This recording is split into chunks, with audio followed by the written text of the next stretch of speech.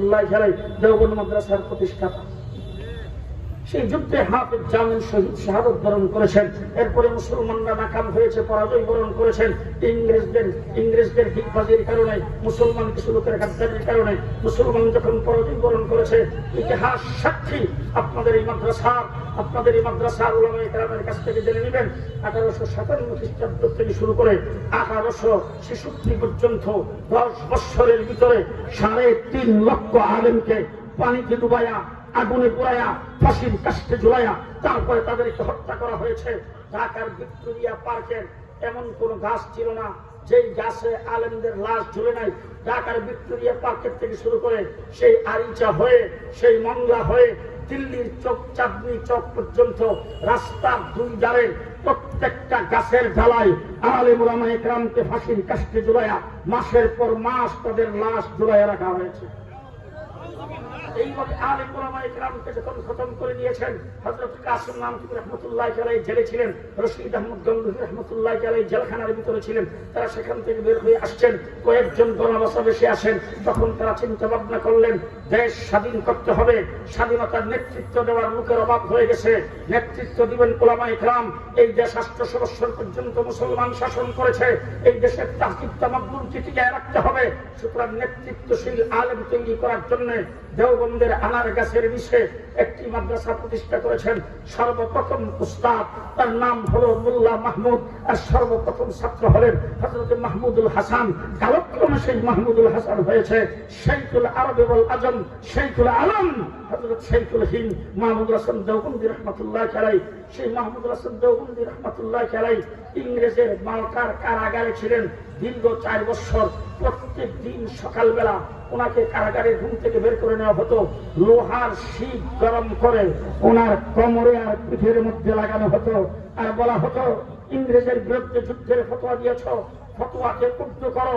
হযরত মাহমুদুল হাসান দেওবন্দি এই ছেঁকা খাওয়ার পরে তিনি বেহুশ হয়ে যাইতেন। হঠাৎ করে যখন হুশ হইতেন তখন ইংরেজদেরকে বলতেন, ইংরেজ, তোমাদের নির্যাতনের কারণে আমার মৃত্যু হতে পারে, অথবা তোমাদের কাছে বন্দী আছে, আমাকে যে কোনো মুহূর্তে তোমরা শরীরে চড়াইয়া দিতে পারো, অথবা আমাকে ফাঁসির কাস্টে ঝুলাইতে পারো। জেনে রাখো, ফাঁসির কাস্টে ঝুলেও মাহমুদুল হাসান দেওবন্দি গর্বে ইংরেজের বিরুদ্ধে যুদ্ধ করা ফরজ। আমার বন্ধুগণ, সুম্মাস্তাকামু, লোহার শিক গরম করে দিয়েছেন, তারপরেও পিছপা হয় নাই, তার সুযোগ্য সাগরিদ, তারই ছাত্র হুসাইন আহমদ মাদানী রাহমাতুল্লাহি আলাইহি করাচিতে বক্তব্য রাখবেন। 44 ধারা জারি করা হয়েছে, মাইকে ইংরেজদের পক্ষ থেকে এলান করা হয়েছে আজকের সমাবেশ বন্ধ। 144 ধারা জারি করা হলো, 144 সমাবেশে কেউ আসতে পারবে না, এখানে কেউ বক্তব্য রাখতে পারবে না। ইতিহাসবিদগণ লিখেছেন প্রায় 10 লক্ষ মানুষ সেখানে জমা হয়েছে হুসাইন আহমদ মাদানীর বক্তব্য শোনার জন্য। ইংরেজ ঘোষণা করেছেন, আজকের মাহফিল যে পরিচালনা করবে, যে ঘোষণা করবে, সভাপতিত্ব যে করবে, আর যে ঘোষক হবে, উভয়কে দেখা মাত্রই গুলি করা হবে। হুসাইন আহমদ মাদানী মানুষের ভিড় ঠেলে লাফ দিয়ে যে স্টেজে উঠছেন, উল্টা তারপরে আস্তিনের বুতাম খুলে দিয়ে বুক টান করে দাঁড়ায় বলছেন, আমি আজকের মাহফিলের সভাপতি, আমি হইলাম পরিচালক।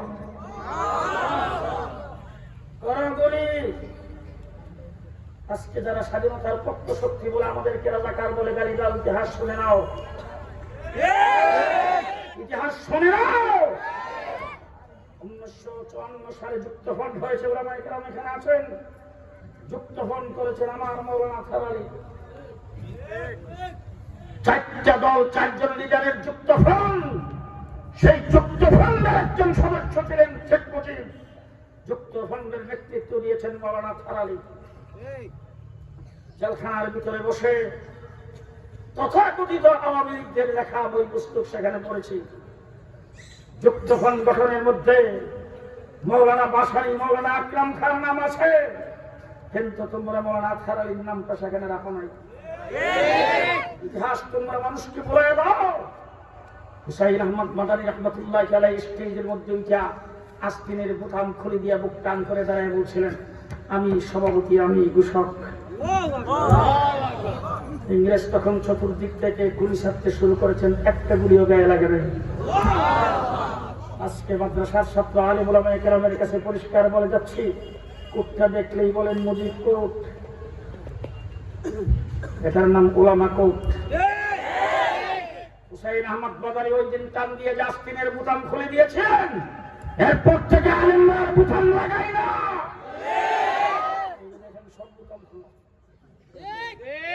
কোন মৌলবী বুতাম লাগাই না, বুতাম সবসময় খোলা আছে আমাদের।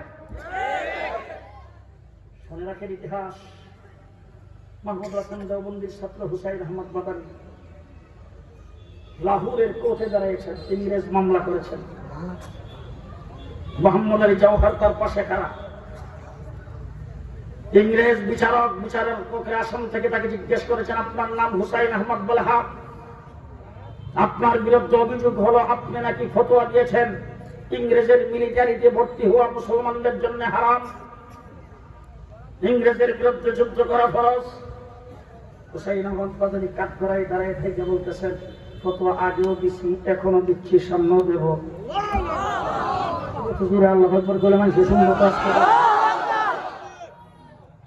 যখন এই কথা বলছেন, মোহাম্মদ আলী জওহর লাফ দিয়ে পায়ে পড়ে গেছেন। হুসাইন আহমদ বাদারীকে বলছেন, হযরত ये अदालत है, थोड़ा नरमी से बात करे, মুসলমান পর তোরা রহম করে। অর্থাৎ হুজুর যে আদালত, এখানে একটু নরম সুরে কথা বলেন, মুসলমানদের উপর একটু রহম করেন। আপনি আদালতে এখানে জোর গলায় কথা বলবেন, মুসলমানদের উপর নির্যাতন নেমে আসবে। এই কথা যখন বলছেন, হুসাইন আহমদ বাদারী ধাক্কা দিয়ে মোহাম্মদ আলী জওহরকে সরিয়ে বলছেন, হ্যাঁ মোহাম্মদ আলী, আজকে ইংরেজের কাঠগড়ায় দাঁড়ায়া আমি হুসাইন আহমদ যদি ফতোয়ার পরিবর্তন করি, নরম সুরে যদি কথা বলি, আল্লাহর নবীর দান সাহিত্যরা তীরের পরিবর্তন হবে, হাসরের ময়দানে যাইয়া নামাজের সামনে দাঁড়ানো যাবে না। এই কথা যখন জোর গলায় বলছেন, বিচারকের আসন থেকে বিচারক ডাক দিয়ে বলছেন, মৌলানা সাহেব, আপনি কোন জায়গায় দাঁড়িয়ে কথা বলেন, আপনি কি টের পান?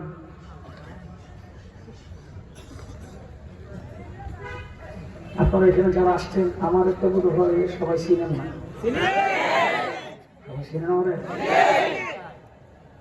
মুফতি শামসুল কামিনী রাহমাতুল্লাহ আলাইহির সাথে 33 বছর ছিল। 1.5 মাস রিমান্ডে ছিলাম। আমার সামনে একটা ফাইল আছে, ফাইল না, যত মিথ্যা কথা আছে সব লেখা, এটার মধ্যে আমার সই নেই। সর্বপ্রথম বলছে আমার চোখ বাঁধবে কালো কাপড় দেয়া। আমি বললাম, বানলে যা হবে, না বানলে তাই হবে। এরপরে এসে একজন আমার চোখের মধ্যে বিদ্যার মধ্যে এইভাবে চাপ দিয়ে ধরছে, ধৈরা তারপরে বলতেছে 2টা বাক্য, সেই 2টা বাক্য আমি এখন বলবো না। যাই হোক, বইলেই দেয় জামাত বিএনপি কোটি কোটি টাকা আমাকে দিচ্ছে হেফাজত ইসলামের আন্দোলনের জন্য। তাদের কাছে রিপোর্ট আছে, কথাটি কাগজে লিখে আনছে, আমার কাছে স্বীকারোক্তি নেবে। আমি তখন সেই জায়গায় বলছিলাম, আপনাদের শেষ কামটা হইল করস পায়া। আজকে সরাইয়ের মানুষের সামনে বলছি, আজ পর্যন্ত বলি নাই। শত চাপের মুখে দাঁড়িয়ে বলেছিলাম, আপনাদের সর্বশ্রেষ্ঠ হল করস পায়া।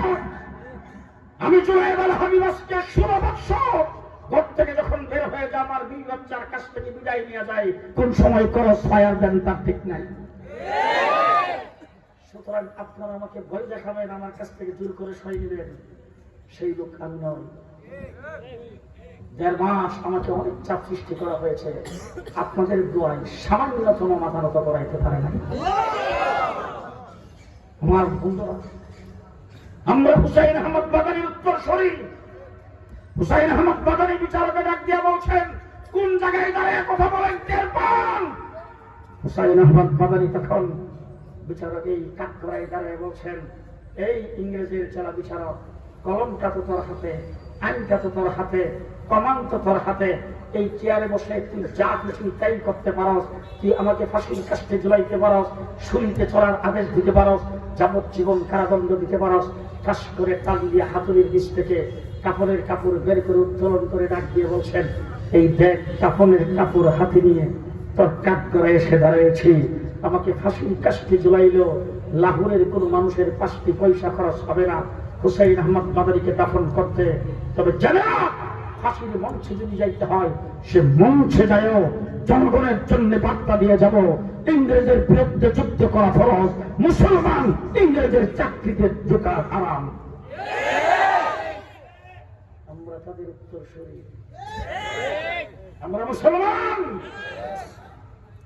আজকে যদি ইসকন দুষ্টামি করতে আসে, সাহস কত? বাংলাদেশে 6 থেকে 1% হিন্দু। আমার আদালত পাড়ায় একজন তাগড়া আইনজীবীকে জবাই করে হত্যা করো। পরিষ্কার ভাষায় বলছে, হিন্দুরা আপনারা দেশে নাগরিক সুবিধা ভোগ করবেন, আমরা আপনাদের পাহাড়। কিন্তু যেদিন আইনজীবীকে হত্যা করেছেন, আমরা যদি সাম্প্রদায়িক সম্প্রীতি নষ্ট করতাম, 24 ঘন্টার ভিতরে হিন্দু একটাও থাকতে পারত না। কিন্তু আমরা সেই জাতি নয়। আমাদের বাংলাদেশ সাম্প্রদায়িক সম্প্রীতির দেশ। হিন্দু ভাইরা এখানে থাকবে, তাদের উপর একটা আচরণ দেওয়া যাবে না। তারা আমাদের নাগরিক ভাই, তাদের সঙ্গে আমরা সহাবস্থান করব। তবে যদি বাংলাদেশের বিরুদ্ধে কেউ রাষ্ট্রদ্রোহিতার কাজ করে, যাকে চিন্ময় যাকে গ্রেপ্তার করা হয়েছে, তাকে ফাঁসির কাস্তে ঝোলাতে হবে। যদি কেউ থাকে যারা আইনজীবীকে হত্যা করেছেন, বাংলাদেশের স্বাধীনতা নিয়ে যারা শত্রু দাবি করবে, তাদেরকে ফাঁসির কাস্তে